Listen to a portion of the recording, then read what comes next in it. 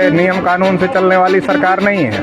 पहली बात तो ईवीएम से आई हुई सरकार है और सुप्रीम कोर्ट ने 8 अक्टूबर 2013 को जजमेंट दिया था कि ईवीएम से फ्री फेयर ट्रांसपेरेंट इलेक्शन नहीं हो सकता है, इसलिए पेपर ट्रेल लगवाया। अब पेपर ट्रेल के कागजी मतपत्रों की गिनती ये कर नहीं रहे हैं, उससे चोरी पकड़ी जाएगी। तो ये नियम कानून से कहाँ चलने वाले लोग हैं? ये नियम कानून से चलने वाले लोग नहीं हैं। ये सब कुछ अडानी अंबानी और दूसरे पूंजीपतियों को देने के काम पर लगे हुए हैं, सरकारी भी और प्राइवेट प्रॉपर्टी भी। ये तो किसानों की पूरी ज़मीन ले लेने वाले थे। ये तो ये कहिए कि इतना बड़ा आंदोलन हुआ, इसकी वजह से थोड़ा बैग खुद पर आए, नहीं तो ये तो किसानों की पूरी ज़मीन ले लेने वाले थे। तो ये देश के लोगों को अब ये समझना है, केवल ये आगरा का मामला नहीं है, ये देश के अलग अलग हिस्सों में, अलग अलग ज़िलों में, हर जगह इस प्रकार की चीज़ें हैं। नमस्कार दर्शकों, आप देख रहे हैं रेंजर टीवी इंडिया। ना धर्म ना जात, केवल सच के साथ। दर्शकों, आपको हमारा चैनल पसंद आता है तो सब्सक्राइब करें, लाइक करें, शेयर करें, कमेंट जरूर करें। सर, जिस प्रकार से हमारे जनपद आगरा में दलितों की और बैकवर्डों की बस्तियां जो खरीदी जा रही हैं, उस पर मॉल बनाए जा रहे हैं, दुकानें बनाई जा रही हैं। और बाबा साहब के संविधान के अनुसार भी नियम कानून है कि जहाँ पर आबादीय क्षेत्र या आवासीय भवन बने हुए हैं, वहाँ पर किसी भी प्रकार का व्यवसायिक भवन नहीं बनेगा। तो उसको देखते हुए और एक और समस्या है जनपद आगरा की कि जो विक्टोरिया इंटर कॉलेज है उसको बंद करने की कोशिश की जा रही है। वहाँ पर पार्किंग बना दी गई है, वहाँ पे मतलब असंवैधानिक लोग इकट्ठे होकर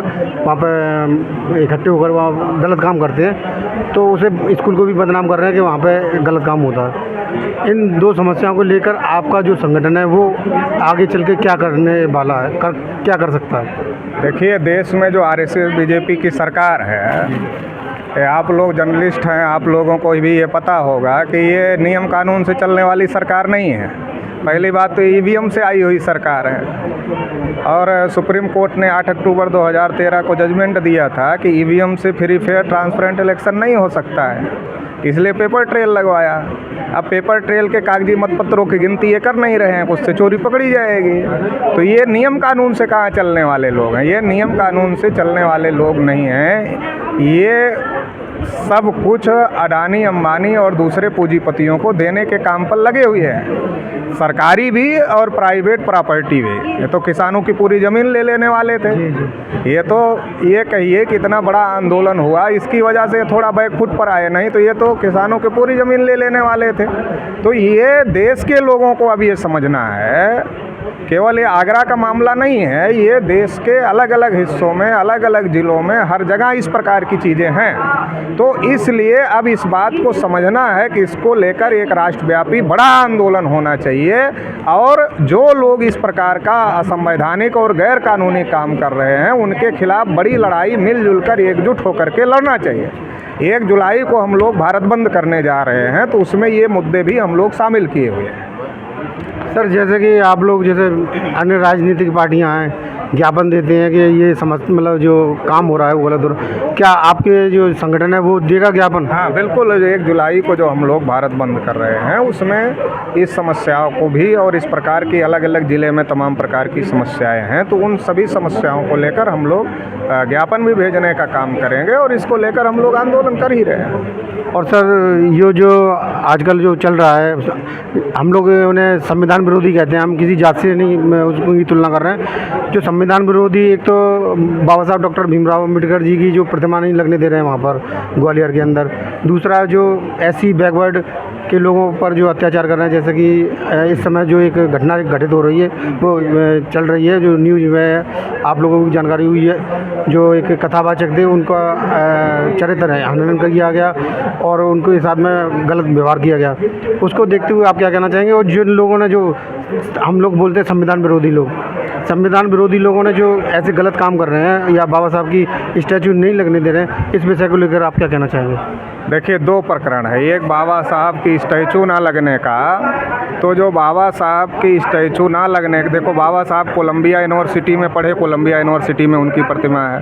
बाबा साहब जहाँ पढ़े वहाँ उनकी प्रतिमा, लंदन आप स्कूल ऑफ इकोनॉमिक्स में पढ़े वहाँ उनकी प्रतिमा है। तो बाबा साहब अम्बेडकर जहाँ पैदा नहीं हुए वहाँ के लोग उनकी विद्वता की वजह से उनको वैल्यू दे रहे हैं। यहाँ जो लोग बाबा साहब का विरोध कर रहे हैं वो मूर्ख टाइप के लोग हैं, वो जाहिल टाइप के लोग हैं, और वो इसलिए बाबा साहब का केवल विरोध कर रहे हैं कि बाबा साहब इस देश के मूल्यवासी बहुजन समाज में पैदा हुए, इसलिए विरोध कर रहे हैं। और दूसरा इसलिए विरोध कर रहे हैं जो उन्होंने जाहिलता का कानून बनाया था इस देश में कि हम ही सबसे बड़े हैं और बाकी सब हमसे छोटे हैं, शूद्र हैं, अछूत हैं, नीच हैं। ये तो जाहिलता का कानून है, ये कोई बुद्धिमानी वाला कानून तो है नहीं, अक्लमंद वाला तो कानून है नहीं। तो ये जो जाहिलता का कानून बनाया था बाबा साहब ने, इसके खिलाफ समानता का कानून बनाया। तो ये समानता उनको पसंद नहीं है। जो लोगों को समानता पसंद नहीं है वो लोग बाबा साहब का विरोध कर रहे हैं। दूसरी बात, अभी जो इटावा की घटना के बारे में आप बात कर रहे हैं, तो हम लोग लगातार ये कह रहे हैं और सारे ग्रंथों में लिखा है कि ये जिसको ब्राह्मण हिंदू धर्म कह रहे हैं ये हिंदू धर्म नहीं है।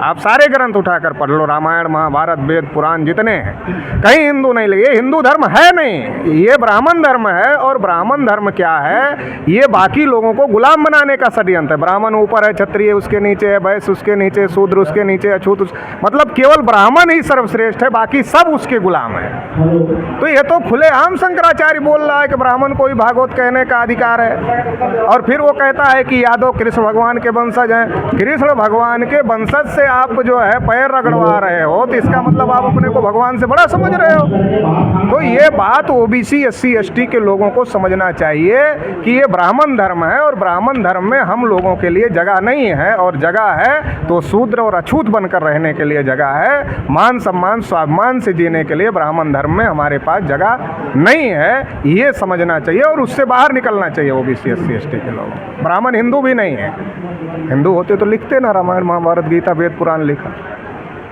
वो कब हिंदू कहते हैं? जब वोट लेना होता तब कहते हैं हम, तब हिंदू बन जाते हैं। फिर जब आपके साथ व्यवहार करने की बात आती तब वो ब्राह्मण बन जाते हैं, आप शूद्र बन जाते हैं।